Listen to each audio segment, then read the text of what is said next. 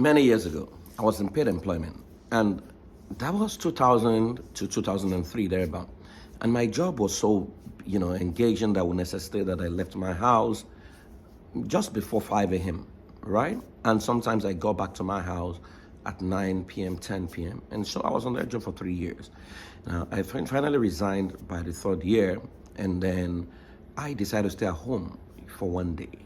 And on taking a walk across my street, I saw trees I never saw. I saw houses and buildings, everything I never saw. I took a walk and I felt very liberated because for the first time I saw things I never got to see simply because I was imprisoned in a way that I left the house early and I closed very late. And my job was 7 days a week.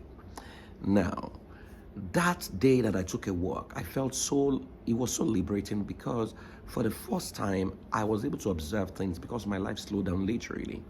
And so a whole lot of us do not know that the damage that we do to ourselves comes from running so fast the way the world is running and not paying attention to the little things that God has made available around us. Why do you think that many of the developed nations pay attention to the grains? Why do you think they don't cut down the trees like many of us do? Because they understand the value of nature. When I was younger, my mom would tell me about stargazing, and I still do that till now. And I would go out and gaze, at the sky and try to count the number of stars I could see. Some days I will be there and I wouldn't see any stars. And she would say, gaze some more. And I would gaze until maybe the fourth or the fifth minute. Then I will see one, then I will see two, I will see three, I will see four, and I will see a whole, galaxy of stars. Now, one thing she was teaching me was how to spot opportunities because opportunities are always there. But many of us have not been trained to spot them because our life is always in a hurry.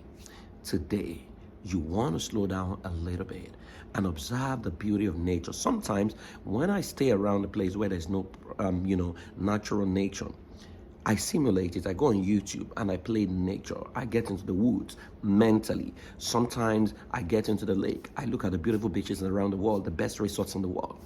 And I follow YouTube. I go there mentally and I'm relaxed. You see, your mind does not know the difference between what is real and what is simulated. And one of the keys to your happiness is your ability to walk within nature and enjoy the beauty of nature. So today, I want you to step out. Observe the birds flying, observe the rhythm, look at the sky, look at the movement of the sky, observe the rhythm, right? I want you to look at the flowers around you, look at the trees around you, look at nature and say to nature, you know what?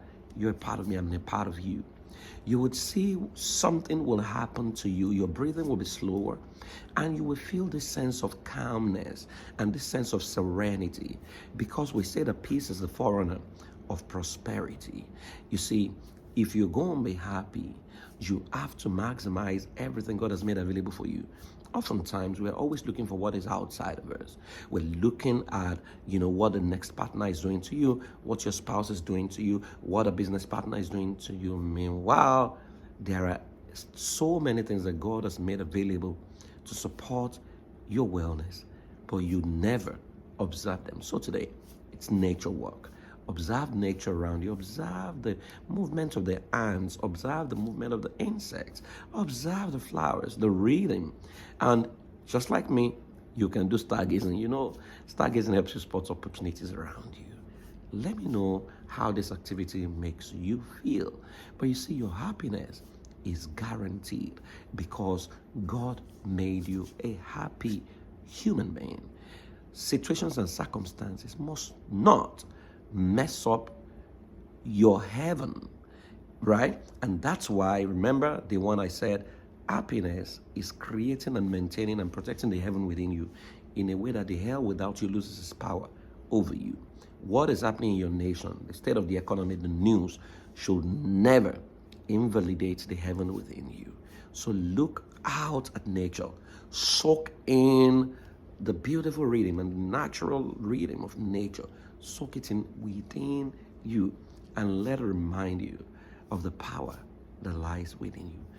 You are blessed and God is for you. Your life is working. Everything is working for your good. The universe conspired to bless you today. And I know you're going to absolutely succeed. Your success is no longer going to be built on what others are able to make happen, but the serenity that resides within you today. Go, be peaceful, be happy. I call you blessed. My name is Praise Forward. I'll see you tomorrow.